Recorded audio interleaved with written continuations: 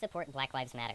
And I know if I want any sort of liberal audience, this probably isn't the best statement to make for my first video. But you know what? I don't care if I'm called a racist because the first video I make is going to be about how I don't support Black Lives Matter, because I've had it with this bullshit movement. If you disagree with me, then that's fine. In fact, I want people to disagree with me on this, because one thing you should know about me is that I love a good argument.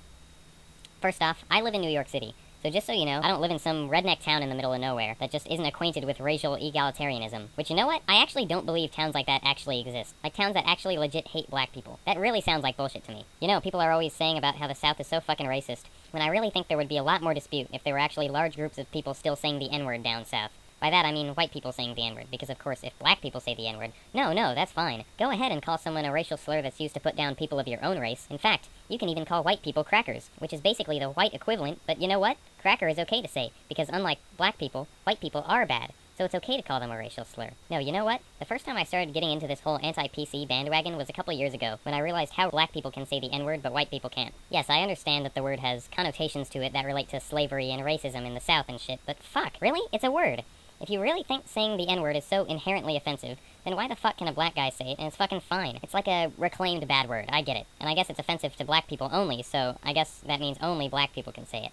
But that's just stupid. You know what that does? That literally groups every black person in together. Okay, if I was black, I honestly don't think I'd be this person, but what if there's a black guy who's made really uncomfortable when someone says the N-word? You know what, I'm not even gonna say it here, even if it's just for reference, because I know the fucking SJW crowd will go apeshit on me. Let me just remind you, though, that there is a difference between calling someone a phrase and mentioning the word out of context. If I say, fine, the N-word, and I'm only mentioning the word so that you know what the fuck I'm talking about, that does not make me a white supremacist. Hopefully most of anyone who's watching this gets that, but I feel like there's gonna be some retards who don't understand the difference between mentioning a word and using a word. Okay, if I was black and I was made really uncomfortable by someone saying that word, it does not make it any less offensive to hear that word from a black person. I personally don't think it should be offensive anyway, because it's used in like rap songs, all the time. But hearing that word come out of a black mouth does not make it any less offensive to my ears. If I was fucking triggered by the word, hearing a white rapper say nigga in a song would not be different from hearing a black rapper say it.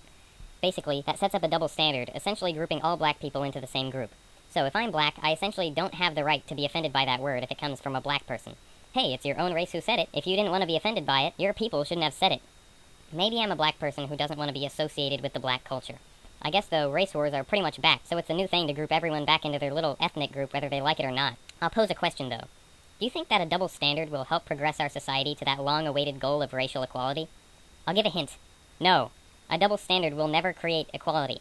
I don't care if you think you're punching up or down. If you hold a standard for one race that you don't set for the other race, then that is the opposite of equality.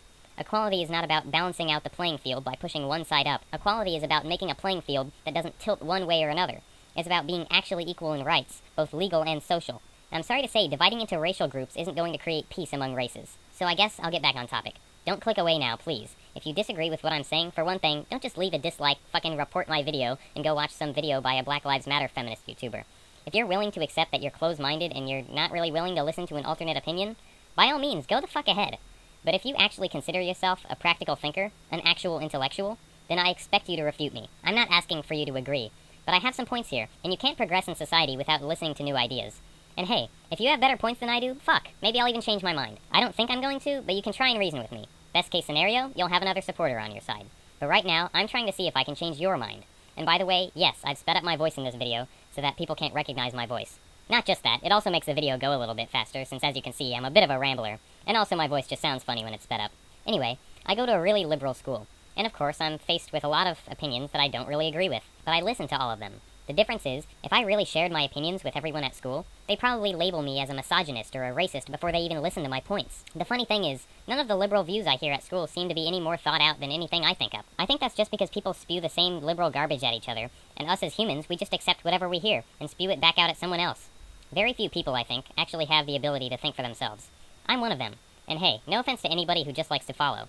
Even though I am technically saying I'm smarter than you. But there are different kinds of smart. For instance, I take a long time to read. I'll admit, if you judge my intelligence by how quickly I'm able to read and interpret a paragraph, I'm an idiot. But it's just one of my faults, and we all have them. I'll get back on topic after going off again, but bottom line, keep an open mind. I disagree with Black Lives Matter because, for one thing, they just don't seem to act rational. Now, I'm not saying this about everyone in the movement, because I don't ever like to generalize. Same as how I wouldn't ever generalize all black people about one thing, or generalize all white people about one thing. But I think the vast majority of activists out there don't really know what the fuck they're talking about. You've got people irate that a black guy got shot by the cops, but why the fuck do you think he got shot? What, you think he was just minding his own business and then bam, just gets gunned down by the cops? What about all the white guys who get shot by the cops? You know, that does happen. It's not just black people. Yes, by majority it is black people, but have you considered that the majority of crime is committed by black people? I don't think that's a coincidence. In fact, I've got a New York Times article here, links in the description, that shows statistics. There is essentially no discernible difference between black and white in the ratio of people arrested to suspects shot. It does show a small difference, nothing above 25%, in certain acts of violence against black to white suspects. But in shootings, the entire basis of Black Lives Matter's movement, there's no difference, basically disproving the main point of BLM. Then, of course, there is still the issue that black people are statistically more likely to be attacked by the police. That's probably based on the cop's personal apprehension and may or may not have to do with race. But if it has something to do with race, just keep in mind that though that is racism, there is the justification for it that blacks are statistically more likely to commit crime. I'm not saying that profiling is okay, but people do it. It could also be based on circumstance, the way the suspect acts, their clothing, any number of things. And I'm not denying race. But take into account that statistically a black person is probably more likely to be violent in this case than a white person. For whatever reason, whether it's societal or genetic, and I'm not saying it's genetics, I'm not a eugenicist, I'm just stating the possibilities, black crime is more common than white crime. Profiling people is statistically likely to work. That's the point of it. And does that mean it's fair to the people being profiled against? No, of course not. Just understand that it's an issue, though, that isn't all black and white. No pun intended. Now, please understand that I'm not trying to give off the wrong impression here, or sound racist with anything I'm saying.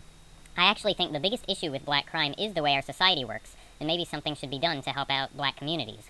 Young black people are often raised in ghettos, low-income houses, and often have no fathers in their life, so people turn to crime because it's how they were raised. This is ingrained in the system, and it's self-perpetuating. However, I disagree with BLM's way of thinking because it implies that all black people are raised in these poor neighborhoods. I refuse to believe that an upper-class, upstanding black person would be the same amount likely to be profiled for crime as a poor person from the hood. Black Lives Matter assumes an oppression of all black people, which grants them a certain entitlement, while I know that most of the people who go to my school, an expensive private school, and complain about white privilege are actually hypocritical, because they, as upper-class citizens, have the same privilege. In other words, it stems not from race, but from income. I also just don't like the way that BLM sort of antagonizes white people. Not everyone in the movement does it, but it sort of imposes this white guilt on people that's just sort of in itself racist. The thought that all white people are racist or that black people can't be racist. What the fuck kind of reasoning is that? I was always very good at analogies in school, and I think I understood them much better than anyone else. However, I think everyone else in fucking society skipped out on learning analogies, because nobody seems to be able to put two and two together. At all. Here's one. If A is racist, and B is not A, can B be racist? If you're 5, or support Black Lives Matter, you'd probably say no.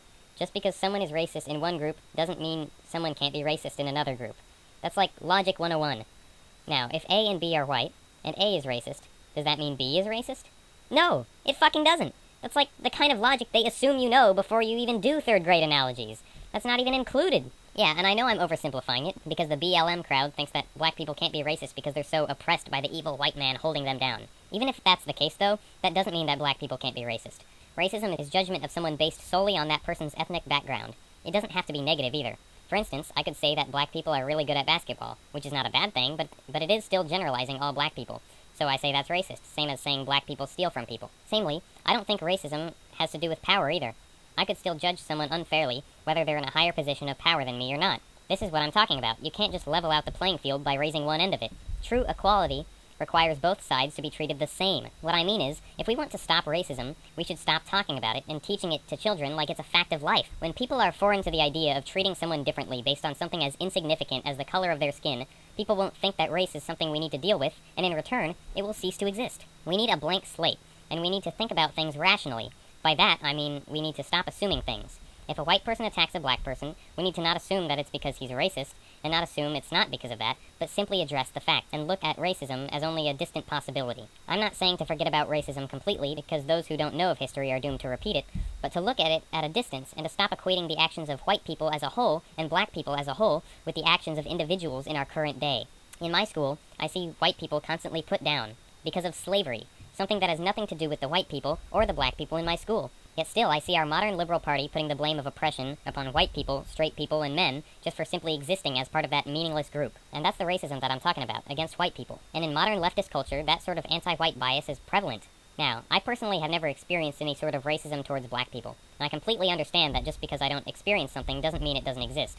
But you need to understand that the same goes the other way. Just because someone doesn't see any racism against white people doesn't mean there is none. And I have to say, living in 21st century New York City, I've seen a hell of a lot more racism against white people than I have of black people. Mind you, usually not harmful racism, like at the level of the early 20th century, but I scarcely think there's any of that against black people in the majority of America. You see all sorts of articles and videos talking about the, quote, racism that black people experience today, and I have to say, it's really just become a go-to word to justify anything.